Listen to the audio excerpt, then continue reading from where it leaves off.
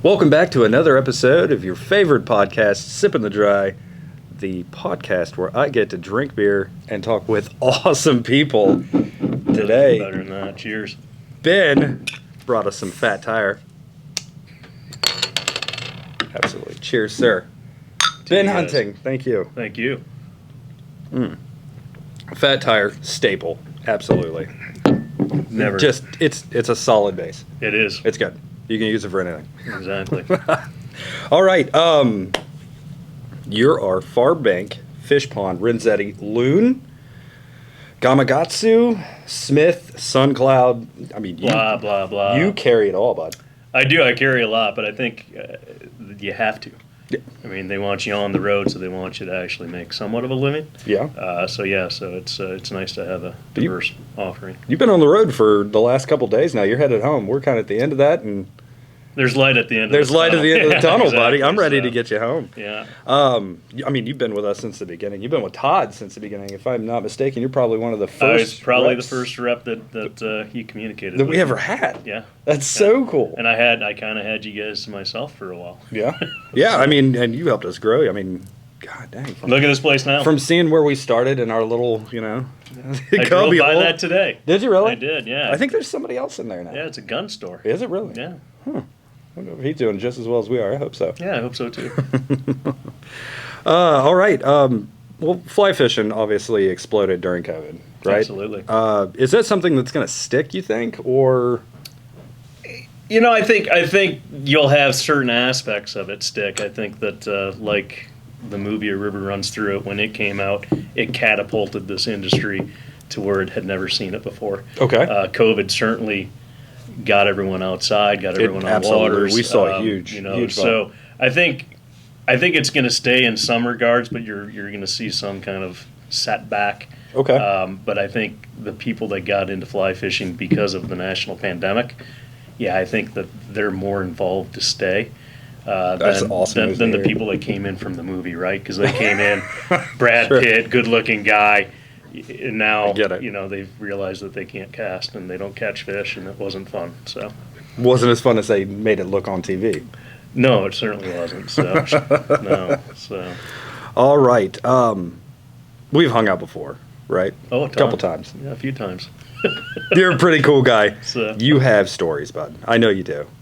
Can you give me a funny story something that didn't go well, something that did go well? I don't care. It's up to you. You choose. Tell me something fun. First and foremost, I think anytime you hit the water, something's not going to I'm going well, in. right? I've said that before. Yeah, I'm going to get wet. So, probably one of the funnest parts for me was I was in the Bahamas, paid extra money to travel to the west. Okay. And we got all the way to the west, and the motor died.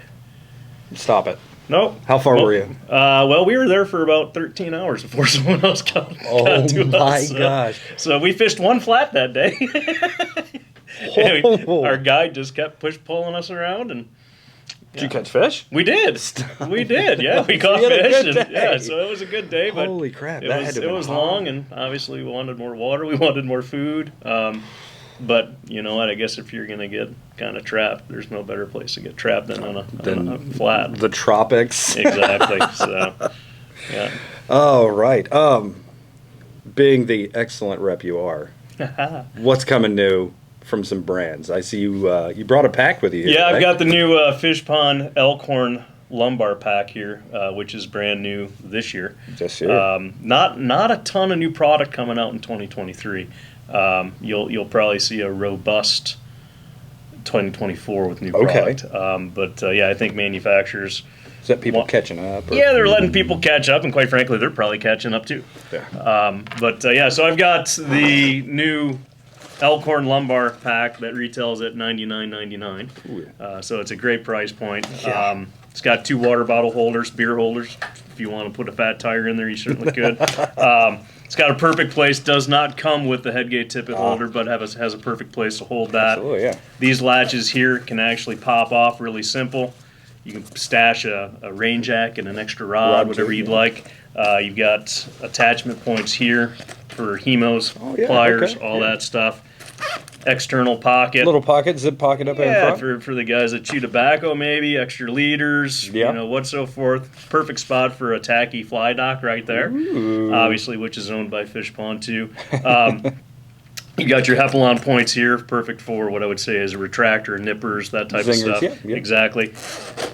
You got the spacious. Good Lord. Bag here with a zipper.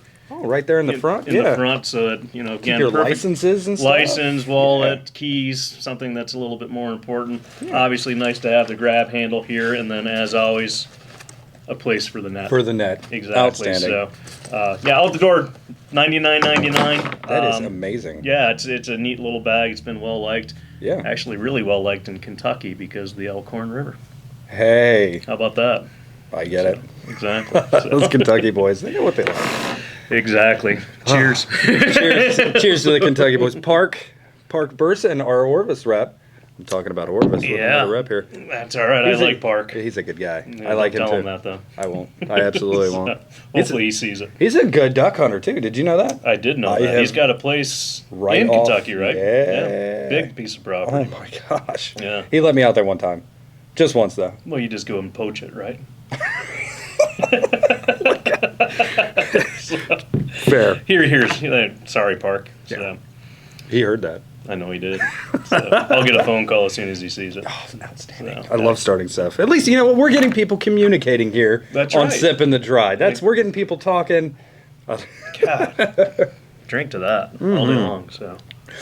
All right, boss. You just tell me something that you think people need to hear when it comes to fly fishing, like, or if they're getting disappointed, because you helped me cast, and you were talking earlier about being a bad casters, and that's why people don't stick with it. I was a terrible caster when I started. Ryan helped me, but you stepped in and really helped me. Fantastic. Absolutely. So, like, if any advice for them, stick to it. Look for people. Well, yeah. I mean, just remember, we all started at the same point, right? So, not knowing anything. You can't teach hand-eye coordination. True. But the more you do it, the more you practice, the better you're going to get. It's like riding a bike. Yeah. I would say take advantage of your local stores, because people that are there live, breathe fly fishing. Yes. They're junkies. We're all kind of nerds in this industry. We are very nerdy about this. We like to call it fishy. Exactly. Take advantage of your local stores. These guys or women that are working in it, that's their job. So they know the waters, the local waters. Yep. They're out there fishing. If you're having trouble, they can give you casting lessons. They can teach you how to tie knots. Yep. Just go out, have fun, and remember, at the end of the day, sometimes my best days weren't catching fish. They were sitting down and catching up with people. Yep. It's just fly fishing. Yeah, it's not the end of the world. It's supposed to be fun. Exactly. So absolutely. Yeah. So that's what I would say, Sean, is use your local stores, meet these people, get out, talk, communicate. Yeah. There's certain things that you just can't learn on a podcast. You can't learn it on a I want to teach them everything, but there's some things I just can't. You're going to have to come into the shop or go find somebody and talk to them. And who knows? I mean, you might come in and see yours truly right here. So I can maybe take you out and cast with you. I can't imagine how much better it would have been had I met you earlier on. So, me too. It goes both ways there. Fair Sean, enough. So. I know I try not to ask reps about what their favorite gear is. So if you had to pick your top 3 rods that you use, can you do that for me? What are the top 3 rods that you, after fishing for a couple years, what are the ones that you like the most? Well, I'll give you a little bit more detail than maybe you're asking for. Please. I'll do targeted species. Ooh, I love it. Listen up, folks. Permit. No doubt I would fish the 990X. I know it's not current. That's but okay. The 990X is money with a permit line, weight forward 9 permit line, and again. So a 9 weight. Okay. Yeah, 9. Okay. Absolutely on the 9. 100% 9 on a permit. And then again, reel, a good disc drag reel. I mean, it could be everyone's making such good product. It's very true, but obviously, a good disc. Mine's going to probably be a Sage or a T-board just because that's what I represent. But you know, a good disc drag reel, well needed for saltwater. T-boards are great reels. They Yeah. make some solid reels for saltwater. Ted is just an amazing guy. The life story of Ted Jurassic is amazing. So if you get a chance, just kind of read up on him a little bit. Yeah, It's absolutely. really Ted interesting. Jurassic, the owner and founder of T-Bore Reels. Correct. Yeah. So, so that's saltwater permit 9 weight.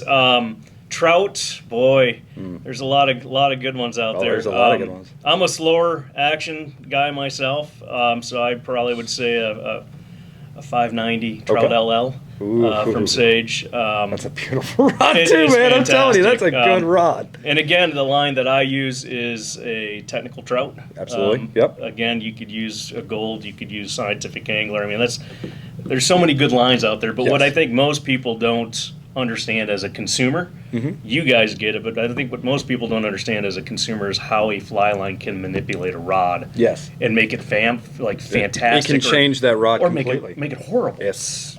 So, and again, just a simple trout reel, nothing crazy. It would be Click and pull, maybe. Or? I'm not a click and pull guy. Oh, I'm a come disc on. drag guy. I'm not that. I know I'm old, but don't throw me into that classic I old. love click and pull. Yeah, so I would probably be like a Spectrum LT, something light. Okay. Something that's been ported a little bit more so that it balances a little bit. Because Yeah. I am old. Can't weigh a lot for this little guy. I tell you what, that weighs down after a while. You cast a couple hundred times, you start to Get feel tired.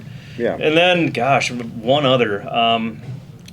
Let's think here. Bass? What do you use for Love bass. I use a 7 weight. Ooh, okay. So big believer in 7 weights for bass due to the fact that you throw sink tips.